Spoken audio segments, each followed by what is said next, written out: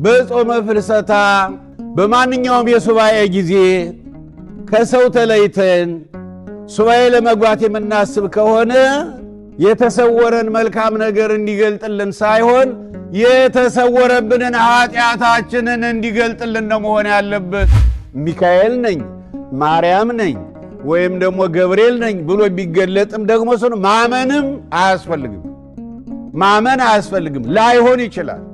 ቶሎ ያን ነገር ተቀብሎ መደሰትም አያስፈልግም። ይዞት የሚመጣው ቀጣዩ ምን እንደሚሆን ስለማይታወቅ በአሁኑ ሰዓት በኢትዮጵያ ምድር ሃይማኖትን አስመልክቶ ተከሳሿ የኢትዮጵያ ኦርቶዶክስ ቤተክርስቲያን ናት። በውለታ ፈንታ፣ በምስጋና ፈንታ በዋሊድ መጽሐፍቷ ትከሰሳለች፣ በቅዱሳኑ ምክንያት ትከሰሳለች፣ በእመቤታችን ምክንያት ትከሰሳለች፣ በአጽዋማቱ ምክንያት ትከሰሳለች፣ በበዓላቱ ምክንያት ትከሰሳለች። ምን ማትከሰስበት ነገር አለ? በስነ ምግባር ትከሰሳለች፣ በስካር ትከሰሳለች። በቃ የምትከሰስበት የኃጢአቷ ብዛት መብዛቱ። ግን ጌታ ዛሬም ወደ ምድር ቢጽፍ ከእናንተ ውስጥ ኃጢአት የሌለበት የኢትዮጵያን ኦርቶዶክስ ቤተ ክርስቲያን እንደፈለገው ያድርጋት ብሎ አሳልፎ ቢሰጥ ማን ነው በእግዚአብሔር ፊት የሚቆም? ማን ነው በእግዚአብሔር ፊት ከሷ የተሻለ?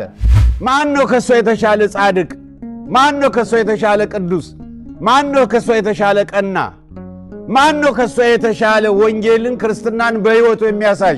እንደው ግን ይገርማል። ከመክሰስ መከሰስ እንዴት መታደል! መክሰስ የዲያብሎስ የመሆን ምልክት ነው። መከሰስ የክርስቶስ የመሆን ምልክት ነው። እሱ ብቻ አዳኝ፣ እሱ ብቻ ኃጢአት የሌለበት፣ በእሱ ደም ብቻ ኃጢአት የሚሰረይ፣ በእውነቱ እሱ ብቻ ፍጹም ቅዱስ፣ እሱ ብቻ ፍጹም ንጹሕ ነው። እውነትም እሱ ብቻ ነው። ሰው ደካማ፣ ራሱን ያጋለጠ፣ የራሱን ኃጢአተኝነት ያየ፣ የራሱን ጥፋተኝነት ያጋለጠ አመለጠ፣ ያላጋለጠ ተበለጠ።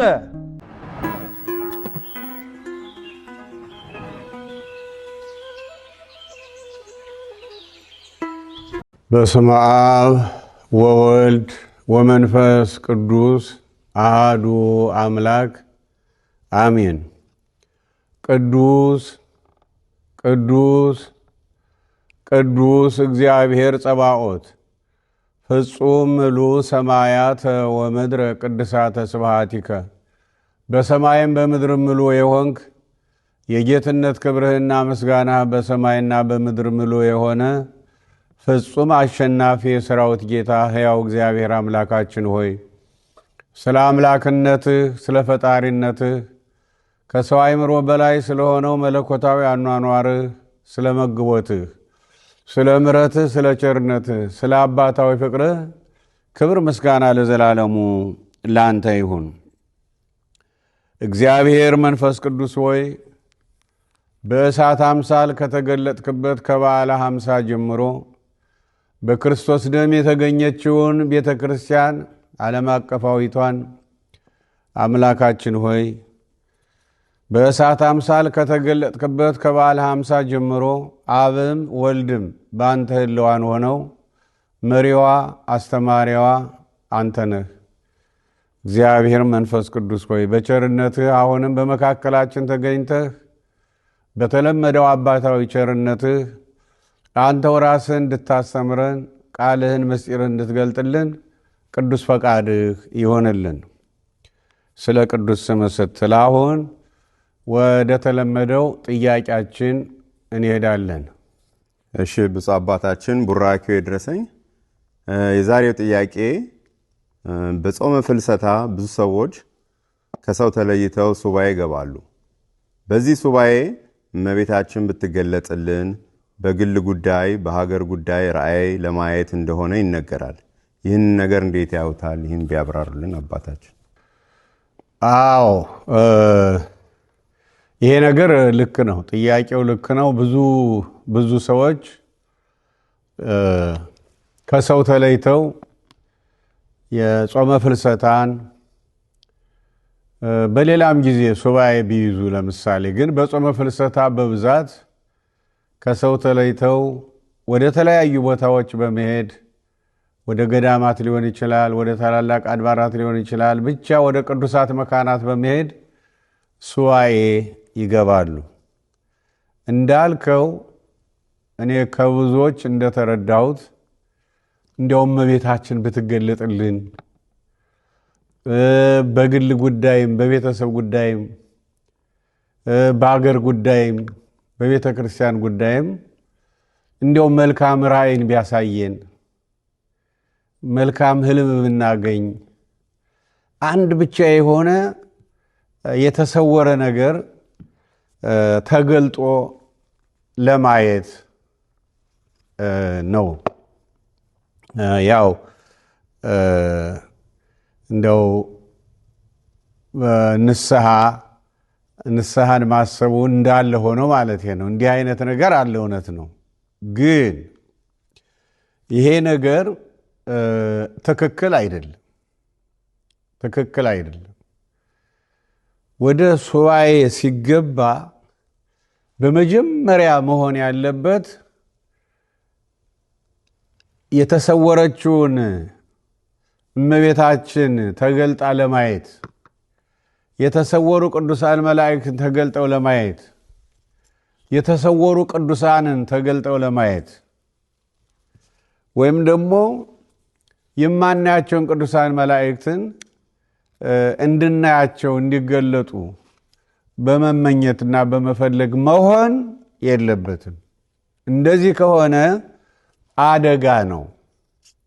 ምክንያቱም ቅዱስ ጳውሎስ እንደነገረን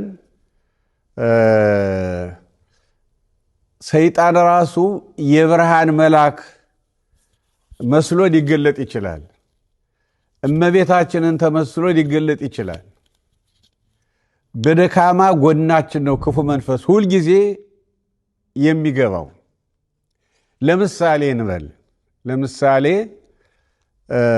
እኛ እመቤታችንን የሳልናት በጣም ቀይ ፀሐይ በምትመስል እናት ሴት ነው እንግዲህ ሁላችን የምንጠብቃት የምንስላት እና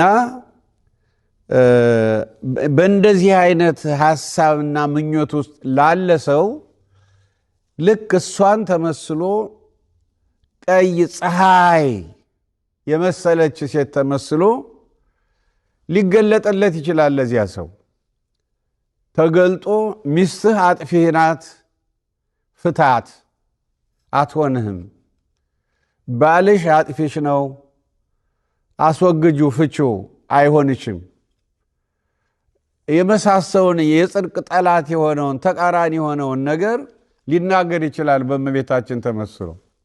ያን ጊዜ ያልበሰለ ሕይወት ምንድነው? በቃ እመቤታችን ይሄን ብላኛለች፣ ሚስቴን ማስወገድ አለብኝ፣ ወይም ባሌንም ማስወገድ አለብኝ፣ ወይም በቃ ይሄ ነገር ከኔ መወገድ አለበት፣ ከእግዚአብሔር ቃል ተቃራኒ በሆነ መንገድ ማለት ነው ልንል እንችላለን። በጣም አደገኛ ነው።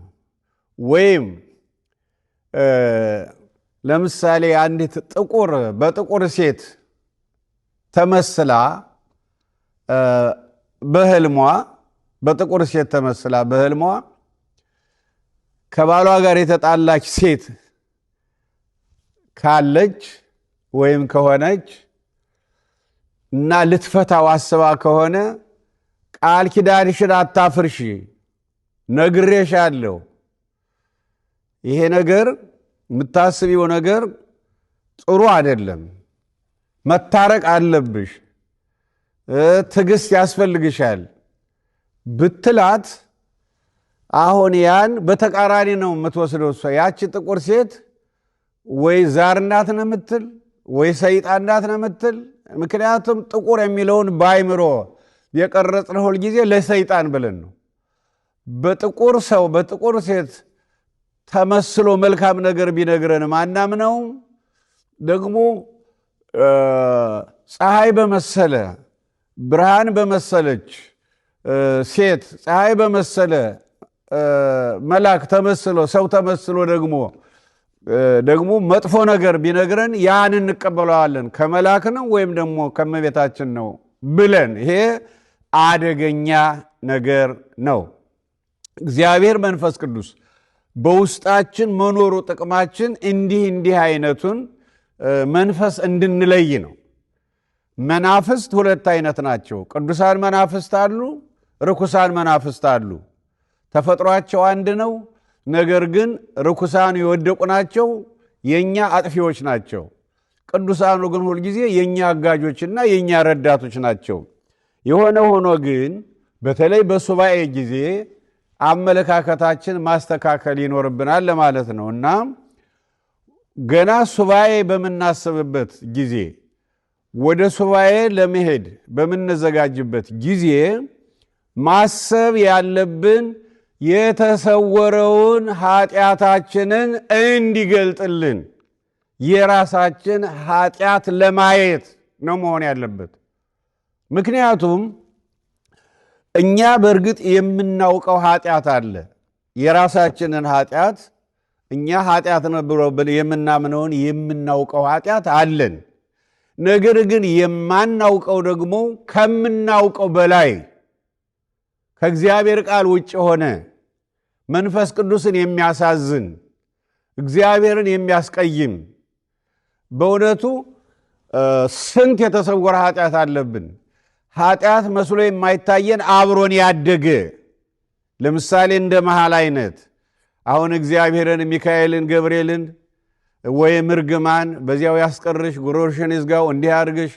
እርግማን ርኩሰት ነው፣ መሐላ ርኩሰት ነው፣ ስድብ ርኩሰት ነው፣ ሐሜት ርኩሰት ነው፣ ትዕቢት ርኩሰት ነው፣ ምቀኝነት ርኩሰት ነው፣ ቅናት ርኩሰት ነው፣ ቁጣ ርኩሰት ነው።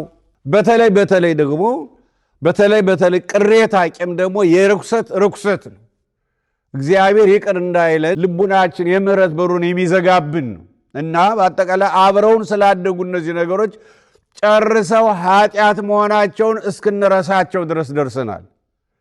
ኃጢአት መሆናቸውን ከመርሳታችን የተነሳ አንናዘዝባቸውም፣ ንስሐ አንገባባቸውም እና ለዚህ ነው አባቶቻችን ምእመናን ተሳልመው ይፍቱኝ ሲሉ ሰይጣን የሰወረውን መንፈስ ቅዱስ ያወቀውን እግዚአብሔር ይፍታ ይላሉ። ሰይጣን የሰወረውን መንፈስ ቅዱስ ያወቀውን እግዚአብሔር ይፍታ ይላሉ። ስለዚህ ሰይጣን የሰወረብን የኃጢአት ብዛት ይሄ ነው አይባልም። ስለዚህ ሱባኤን ስናስብ ሱባኤ ለመግባት ስንወስን መጀመሪያ በአእምሯችን መቅረጽ ያለብን የምናውቀውን ይቅር እንዲለንና የማናውቀውን የተሰወረብንን ኃጢአት እንዲያሳየን እንዲገልጥልን ነው። የተሰወረብንን ኃጢአት ካሳየን ከገለጠልን እናፍራለን። ካፈርን እንጸጸታለን፣ ንስሐ እንገባለን፣ እንናዘዛለን፣ በቅዱስ ቁርባን ይቅር በለን እንለዋለን። ፍሬያማ ይሆናል ሱባኤያችን እና እንዲያውም ለዚህ ጥሩ ምሳሌ የሚሆነን ያቺ በምንዝርነት የተያዘችው ሴት በዝሙት ተይዛ ተከሳ በጌታ ፊት የቀረበችው በዮሐንስ ወንጌል ምዕራፍ 8 ውስጥ ያለችው እሷን እስኪ እናስታውሳት። እንዲህ ይላል የዮሐንስ ወንጌል ምዕራፍ 8 ከቁጥር 1 እስከ 11 ያለውን እናነባለን። ኢየሱስ ግን ወደ ደብረ ዘይት ሄደ፣ ማለዳም ደግሞ ወደ መቅደስ ደረሰ። ሕዝቡም ሁሉ ወደ እርሱ መጡ፣ ተቀምጦም ያስተምራቸው ነበር። ጻፎችና ፈሪሳውያንም በምንዝር የተያዘችን ሴት ወደ እርሱ አመጡ። በመካከልም እርሷን አቁመው መምህር ሆይ ይህች ሴት ስታመነዝር ተገኝታ ተያዘች አሉት። ስታመነዝር ተገኝታ ተያዘች። ያለ ባል ከወንድ ጋር በምንዝርነት የተገኘች ሴት በኦሪቱ በድንጋይ ተቀጥቅጣ በሳት ተቃጥላ ትሞታለች። ምሕረት የሚባል ነገር የለም ያን ጊዜ። በዚህ መሰረት ነው እጅ ከፍንጅ ይዘዋት ቀረቡ ወደ ጌታ። እንደገና ምን አሉት ጌታን? ሙሴም እንደነዚህ ያሉት እንዲወገሩ ማለት በድንጋይ ተቀጥቅጠው እንዲሞቱ ማለት ነው፣ እንዲወገሩ በሕግ አዘዘን። አንተስ ስለ እርሷ ምን ትላለህ አሉት። ምን ትላለህ ስለ እርሷ አሉት። የሚከሱበትንም እንዲያገኙ ሊፈትኑት ይህን አሉ። ኢየሱስ ግን ጎንበስ ብሎ በጣቱ በምድር ላይ ጻፈ። መላልሰው በጠየቁት ጊዜ ግን ቀና ብሎ ምን ትላለህ እያሉ አሁን እነሱ ስለ እሷ ኃጢአት እያነበቡ እየተናገሩ እሷን ይዘው በቀረቡ ጊዜ እሱ አጎንብሶ ወደ መሬት ይጽፋል። ግን መላልሰው መልስ ስጠን ሲሉት ምን አለ?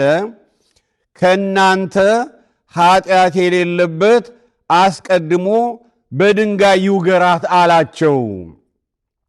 ደግሞም ጎንበስ ብሎ በጣቱ በምድር ላይ ጻፈ። እነርሱም ይህን ሲሰሙ ሕሊናቸው ወቀሳቸውና ከሽማግሌዎች ጀምረው እስከ ኋለኞች አንዳንድ እያሉ ወጡ፣ ሄዱ። ኢየሱስም ብቻውን ቀረ። ሴቲቱም በመካከል ቆማ ነበረች።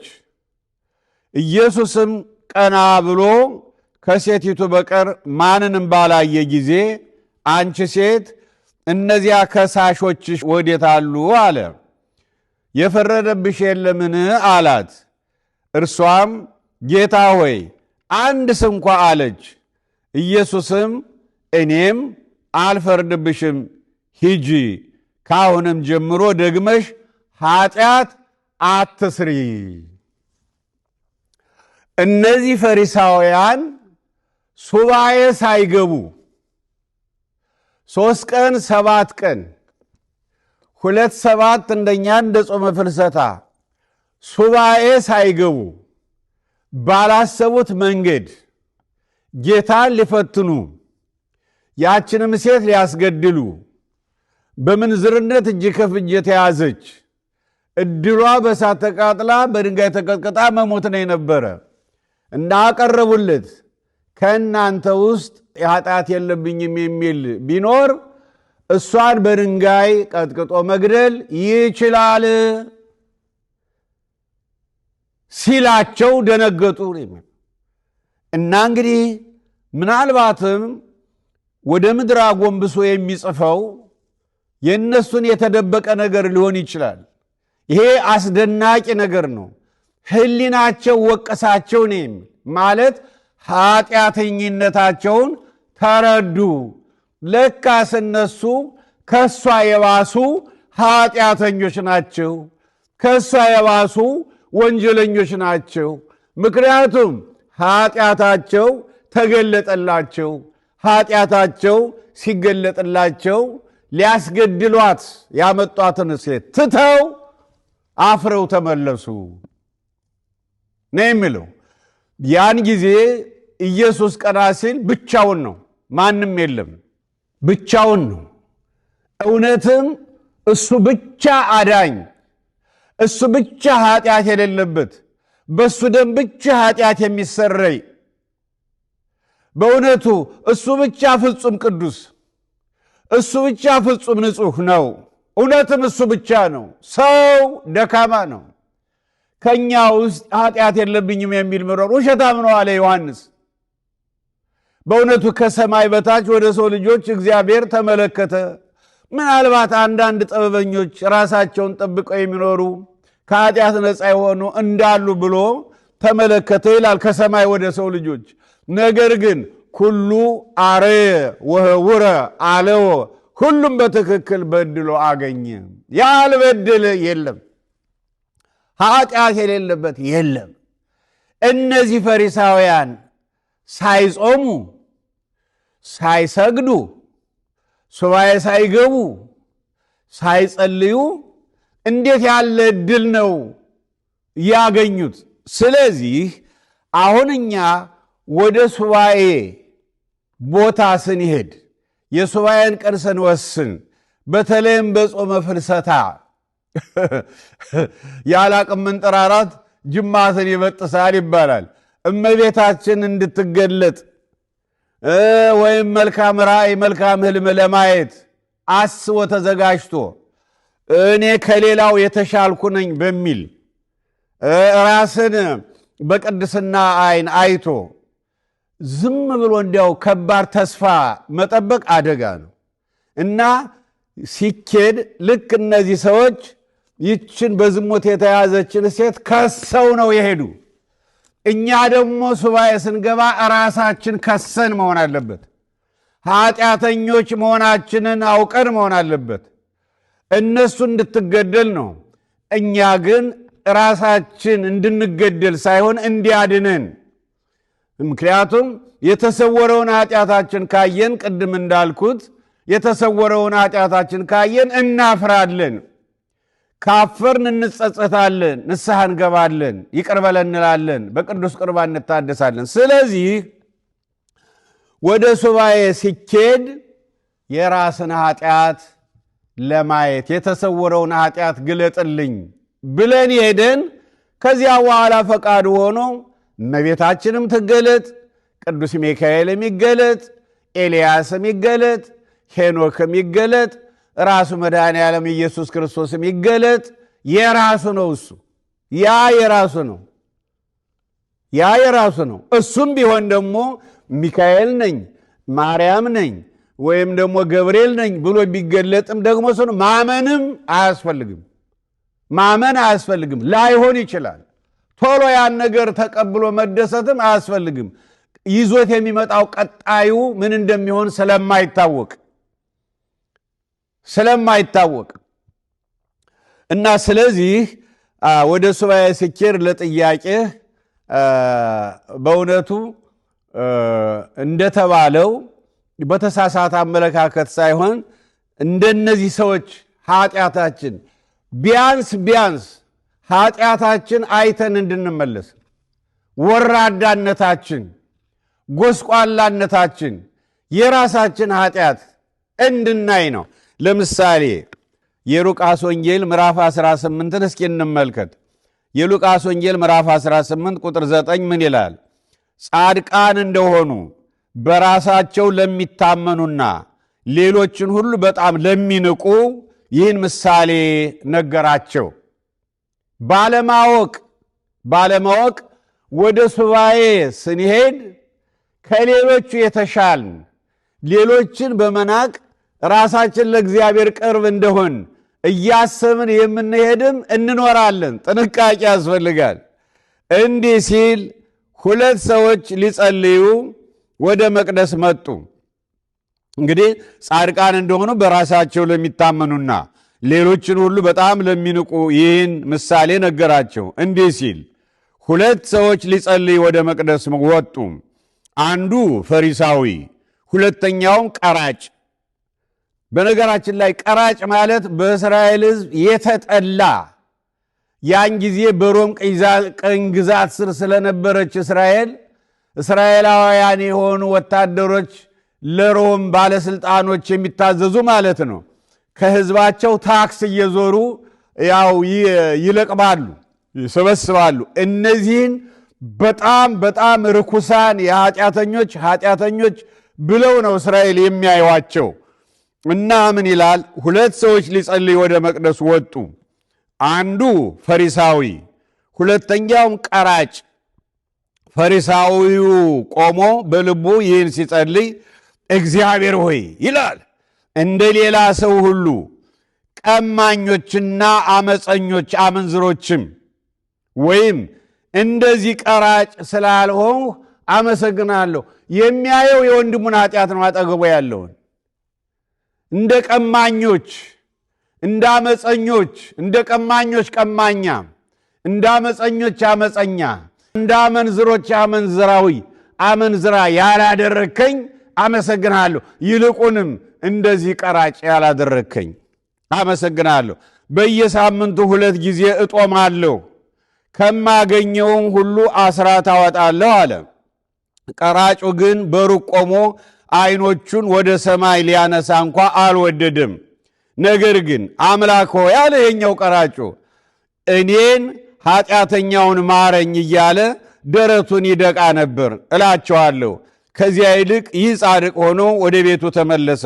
ራሱን ከፍ ከፍ የሚያደርግ ሁሉ ይዋረዳልና ራሱን ግን የሚያዋርድ ከፍ ከፍ ይላል። በሱባዔ ጊዜ ይሄ ነው። ራሱን አዋርዶ ኃጢአተኝነቱን አምኖ የተሰወረውን ኃጢአቱን እንዲገልጥልን ሱባዔ የምንገባ ከሆነ ከፍ ከፋል ራሳችን ከሌላው የተሻልን አድርገን በየዓመቱ ሱባዔ የምንገባ በየጊዜው ለጸሎት የተጋን እንዲያው ከሌላው የተሻልን ሆነን ይልቁንም ደግሞ ስንሄድ ደግሞ ሌላ የተሰወረ መንፈሳዊ ምስጢር እንዲያሳየን ለማየት እያሰብን ምንሄድ ከሆነ ያ ውርደት ነው፣ ያ መዋረድ ነው፣ ያ ውድቀት ነው። ስለዚህ ተመልከቱ፣ አሁን ይህ ሰው በሳምንት 2 ጊዜ ጾማለሁ አለ። በሳምንት 2 ጊዜ ጾማለሁ፣ ካለኝ 1/10ኛውን አስራቴን ከከሙን ሳይቀር ከቅመማ ቅመም ሳይቀር ላንተ ሰጣለሁ። አስራቴን አስቀርቼ አላውቅም። በሳምንት 2 ጊዜ ጾማለሁ፣ ትእዛዝህን ጠብቄአለሁ። ይልቁንም ደግሞ አለ እንደ ቀማኞች እንደ አመንዝሮች እንደዚህ እንደ አመፀኞች ያላደረከኝ አመሰግንሃለሁ። ይልቁንም እንደዚህ ቀራጭ በጣም ያሳፍራል። አሁንም ይህ ሰውዬ ምንድን ነው?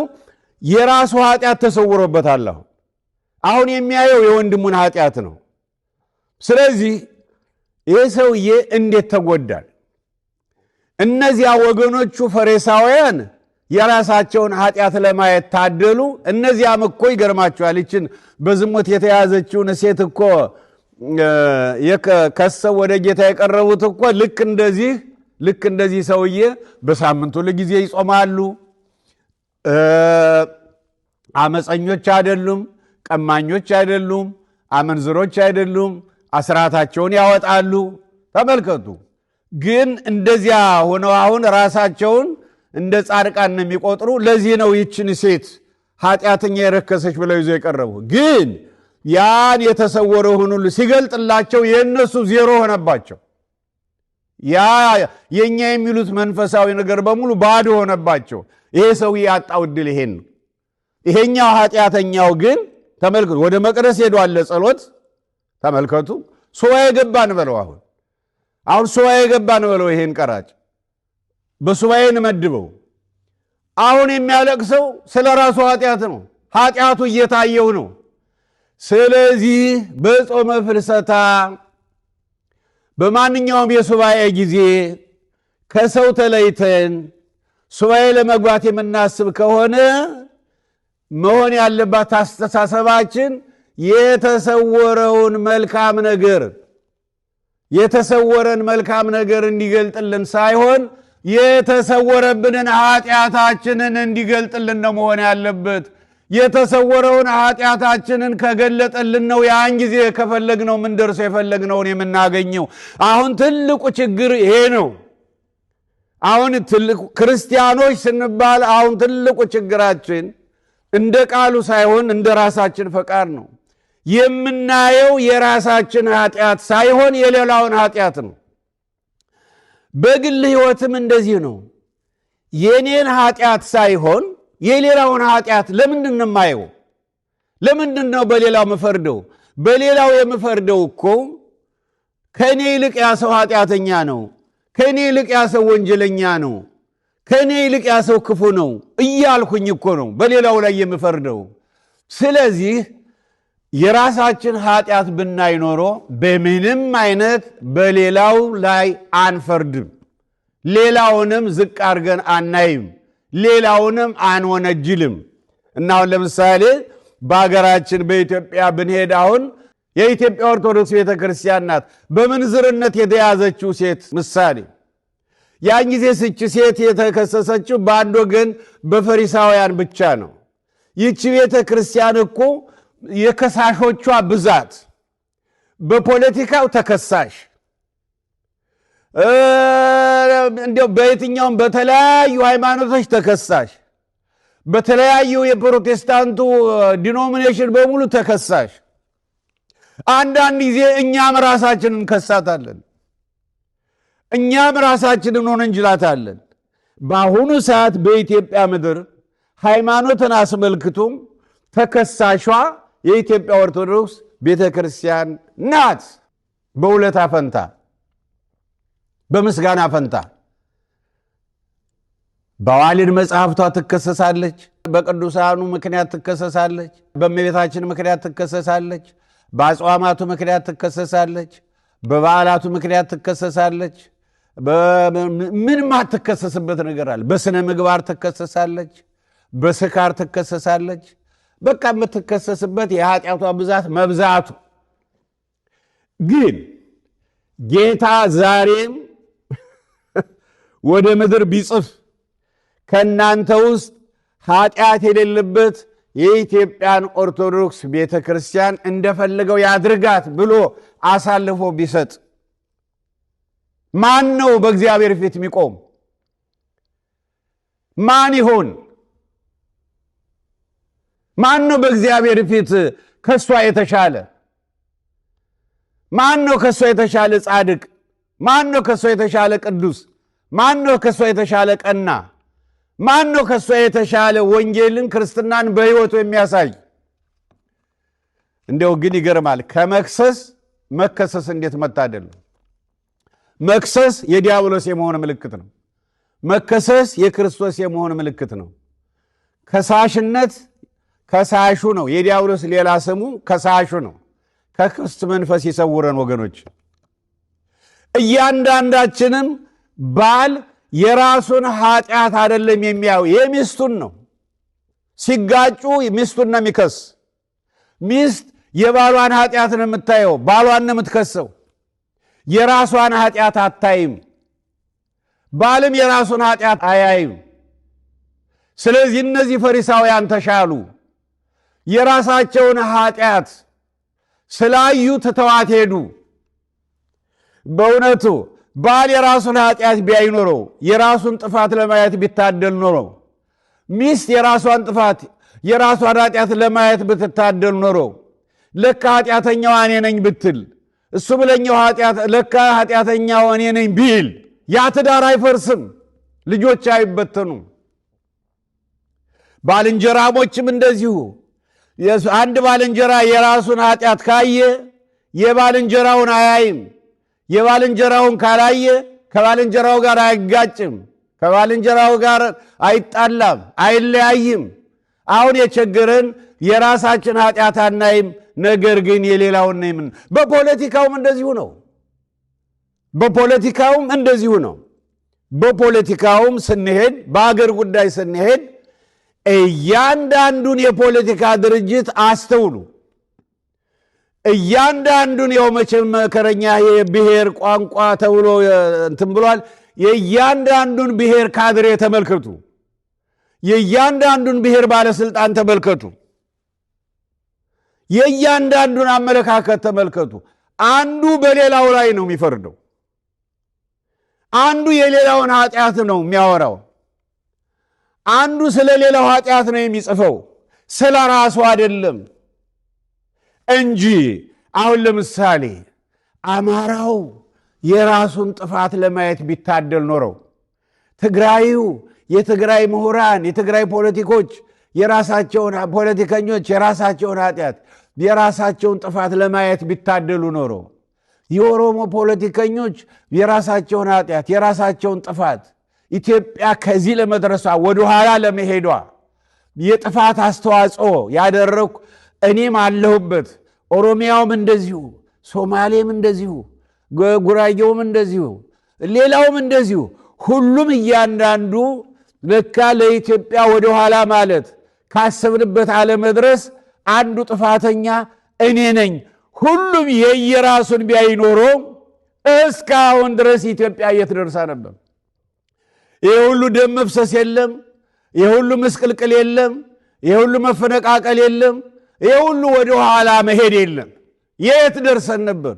ግን አንዱ ሌላውን መክሰስ ብቻ ነው የምናየው። የሌላውን ኃጢአት የሌላውን ጥፋት ነው እንጂ የራሳችን ጥፋት ሊታየን አልቻለም። ስለዚህ ቢቻል ፖለቲከኞችም ቢሆኑ አማኞች ሊኖሩ ስለሚችሉ አማኞች በየትኛው የእምነት ክፍል ይሁን አማኞች ሊኖሩ ስለሚችሉ ጸሎታቸው እስኪ መጀመሪያ የኔን እንደገና የኔን ወገን የምለውን እስኪ የተሰውነ ኢትዮጵያን ወደ ኋላ እንደዚህ ለመጎተት በእውነት ምንድነው ያበቃት? ስለዚህ የኔ ጥፋት ሊሆን ይችላል፣ እስቲ ግለጥልኝ የኔን የጥፋት አስተዋጽኦ ቢሉ ሁላቸውም የራሳቸውን ለማየት ቢበቁ አቤት መታደል እንዴት ነበር! አቤት እንዴት ነበር! እና ይሄው እስካሁን ድረስ ክፉና ደጉን ካወቅንበት ጊዜ ጀምሮኛ ይሄው እስክንሸብት ማይለጃችን እስኪያልቅ ድረስ የምናየው እያንዳንዱ ራሱን በቃ ንጹሕ አድርጎ ሌላውን ሲኮንን፣ ራሱን ቀና አድርጎ ሌላውን ጠማማ ሲያደርግ ነው። ሌላውን ሲከስ ነው። ራሱን ነፃ አድርጎ ሌላውን ሲወነጅል ነው። ይሄ ትክክል አይደለም፣ ትክክል አይደለም። እርግጠኛ ነኝ አሁን አንድን የኦሮሞ ፖለቲከኛ ተማርኩ የሚለው ነው። አንድን የአማራ ፖለቲከኛ ተማርኩ የሚለውን፣ አንድን የትግራይ ፖለቲከኛ ተማርኩ የሚለውን። ለነገሩ አሁን ኢትዮጵያ በብዛት እየተበጠበጠች ያለችው እንደዚህ በሶስቱም ነው። ሌላ ሁሉ እንኳን አሁን ዝም ብሎ ነው ስናይ፣ አሁን ይህን ያህል አይደለም ጉልበቱም። አሁን እንዲያው ሌሎችን እስቲ እንተዋቸውና አንድን ለትግራይ ተቆረቆርኩ የሚል ፖለቲከኛ አማራና ኦሮሞን የሚከስ፣ አንድን ለአማራ ተቆረቆር ከሚል የአማራ ፖለቲከኛ ትግራይና ኦሮሚያን የሚከስ፣ አንድን ለኦሮሞ ተቆረቆርኩ የሚል የአማራንና የትግራይን ለሚከስ የኦሮሞ ፖለቲከኛ እንዲያው እንደ ምሳሌ አድርገን ሶስቱን በአንድ ትልቅ የግድግዳ መስታወት አጠገብ እናቆማቸው። ፊታቸው ወደ መስታወቱ ነው የሚያይ። ፊታቸው ወደ መስታወቱ ነው የሚያይ። ሶስቱን እንደ ምሳሌ አድርገን ሌሎችንም በእነዚህ አድርገን ሌሎችንም እንደዚሁ እና ለየክልላቸው ተቆረቆርን ብለው ሌላውን ወገናቸውን የሚኮንኑትን እነዚያን በትልቅ መስታወት ፊት ለፊት እናቆማቸው። አሁን መልኮቻቸው በመስታወቱ ብቅ ይላሉ። ያን ጊዜ እርግጠኛ ነኝ የኦሮሞውን ፖለቲከኛ በቀጥታ አይኑ ተወርውሮ ወደ ራሱ መልክ ነው የሚሄደው። የትግራይን ፖለቲከኛ አይኑ ተወርውሮ ወደ ራሱ መልክ ነው የሚሄደው። የአማራውን ፖለቲከኛ አይኑ ተወርውሮ ወደ ራሱ ነው የሚሄደው። እንደገና ደግሞ በሃይማኖታዊ ጉዳይ ብንሄድ አሁን ይኸው የትግራይ ጳጳሳት አሉ። ሌላውን ኮንነው እነሱ ጥፋተኞች አይደሉም፣ በቃ የእነሱ ጥፋት አይታያቸውም። ሌላው ነው የተኮነነ በእነሱ። ሌላውም ደግሞ እኛም ደግሞ እነሱን የራሳችን አናይም፣ እንደሱን ነው ምናማ፣ እነሱን ነው ምንኮንን። እና ስለዚህ አሁን ከትግራይ ጳጳሳት አንዱን እናምጣ፣ ከሌላው ደግሞ ከኢትዮጵያ ጳጳሳት ደግሞ አንዱን እናምጣ፣ ወይም ደግሞ ከትግራይ ሁለቱን እናምጣ፣ ከሌላውም ደግሞ ሁለቱን እናምጣ። በአንድ ላይ እናቁማቸው። ስናቁማቸው ፊት ለፊታቸው ትልቅ መስታወት ይኖራል። ቁመታቸውን በሙሉ የሚያሳይ ትልቅ መስታወት ይኖራል። አሁን ብቅ ሲል ፊተ ገጻቸው ተፈጥሯቸው በዚያ በመስታወት ብቅ ሲል እያንዳንዳቸው የሚያዩት የራሳቸውን መልክ ነው። የራሳቸው ቶሎ ብለው የራሳቸውን መልክ ነው የሚያዩ እና በስጋዊ ተፈጥሮ በስጋዊ ባህሪ መጀመሪያ እንደዚህ የራሳችን የምናይ ከሆነ የራሳችን ስናይ ጳጳሱም ከሆነ ቆቡን ያያል፣ ፈረጅያውን ያያል፣ ምን ያያል፣ ደግሞ ፖለቲከኛም ከሆነ ክራባቱን ያያል፣ እንትኑን ያያል፣ ጠቁር ያለው እንትን ብያለው፣ ሱፉን ያያል። ሌላውም እንደዚህ፣ ሴትም ከሆነች እንደዚያው። ታዲያ ለምንድን ነው ባህሪያችን፣ ውሳጣዊ ባህሪያችን፣ ውሳጣዊ ገጽታችን የራሳችን ጥፋት የራሳችን ኃጢአት ለማየት ሰይጣን እንዴት ሊሰውርብን ቻለ? ሊሰውርብን የቻለው ግለጥልን ብለን ሱባኤ መግባት ስላልቻለ። ስለዚህ ራሳችን ልናጋልጥ ይገባል። በሱባኤ ጊዜ ራሴን ባክህ ግለጥልኝ ነው። ራሴን ኃጢአተኝነቴን ግለጥልኝ ነው። በደርግ ጊዜ በኢህአፓና በደርግ ጊዜ ኃይለኛ የሆነ መገዳደል ነበረ እና ደርግ አሸነፈ። ወደ ማሸነፉ ሲመጣ በያዳራሹ ወጣቱን ህዝቡን እየሰበሰበ በቃ ኢህአፓ የነበራችሁ አጋልጡ፣ ካጋለጣችሁ አትታሰሩም፣ አትረሸኑም፣ እርምጃ አይወስድባቸው ማለት ጀመረ እና እንዳለ ወጣቱ እንደው እኔ ያየሁትን ነው የምናገረው፣ እንደው አዳራሹን ይሞላዋል። ኋላ ምን ይላል? ካድሬው መድረክ ላይ ይወጣና ውጡ ውጡ፣ ያጋለጡ አመለጡ፣ ያላጋለጡ ተበለጡ ይላል። ውጡ፣ ያጋለጡ አመለጡ፣ ያላጋለጡ ተበለጡ ሲል እንዳለ ይሄ ፓስተሩ እንዲጸለይላችሁ ወጣ ወጣ በሉ ሲል እየተኮለኮለ እንደሚመጣው አንዳንድ ጊዜ አዳራሹ ብቻውን ይቀራል፣ ባዶውን። ሁሉም ተነስቶ ይመጣል ለማጋለጥ። በጣም አይገርምም? ያ የሆነው ለምንድን ነው? ራሳቸውን ለማዳን ነው። እኛም በእግዚአብሔር ፊት ራሳችን ለማዳን ያጋለጠ ያመለጠ ያጋለጠ ራሱን ያጋለጠ የራሱን ኃጢአተኝነት ያየ የራሱን ጥፋተኝነት ያጋለጠ አመለጠ፣ ያላጋለጠ ተበለጠ። ምክንያቱም ካላጋለጥ ንስሐ አንገባም። በሌላው ላይ እንደፈረድን መጨረሻ ይፈረድብናል። ጌታ ምንድን ነው ያላት ያችን ሴት? ማንም አልፈረደብሽም አላት። እዚሁ ላይ ወንጌሉ ላይ እንደምናየው ዮሐንስ 8 ላይ ማንም ጌታ ሆይ እንደምታየኝ ብቻዬን ቀረሁ፣ አልፈረደብኝም፣ እኔም አልፈርድብሽም አለ ጌታ። እኔም አልፈርድብሽም፣ ነገር ግን ሁለተኛ እንዲህ አይነት ኃጢአት አትስሪ፣ ሂጂ ልጅ የተባለች እና ስለዚህ ያለዚያ ከፍርድ አናመልጥም ለማለት ነው። ለማንኛውም ጥያቄው በተለይም በጾመ ፍልሰታ ወገኖቻችን ወደ ተለያየ ቅዱሳት መካናት ይሄዳሉ። ከሰው ተለይተው ሱባኤ ይገባሉ። ሲሄዱም እንደውም እመቤታችን ብትገለጥልን መልካም ራእይ ብናይ በራስም በአገርም ጉዳይ በዓለምም ጉዳይ ከተቻለ ብለው ተስፋ አድርገው የሚሄዱ አሉ። ይሄ ነገር እንዴት ነው? ትክክል ነው አይደለም ነው? ትክክል አይደለም። ሱባኤ መግባቱ ጥሩ ነው፣ ግን ሱባኤ ለመግባት ሲኬድ የተሰወረውን ኃጢአታችንን እንዲገልጥልን ነው መሆን ያለበት።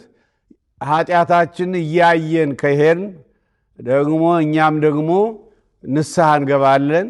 በቅዱስ ቁርባን ይቅር በለን እንለዋለን፣ ይቅር ይለናል። በአገር ጉዳይ፣ በቤተ ክርስቲያን ጉዳይ፣ በግል ጉዳይ፣ በጉርብትና፣ በማህበራዊ ኑሮ እንደ እግዚአብሔር ፈቃድ ፈተናን ሁሉ በማለፍ ይሄን ዓለም ልንወጣው እንችላለን። ይህም በቤታችን አማላጅነቷ ቃል ኪዳኗ በሁላችን ላይ ይሁን። የቅዱሳን በረከት ረድኤት በሁላችን ላይ ይሁን። የቅዱሳን መላእክት እገዛ ጠባቂነት አይለየን። ሱባኤውን በሰላም እንዳስጀመረ በሰላም ያስፈጽመን። እግዚአብሔር የተመሰገነ ይሁን።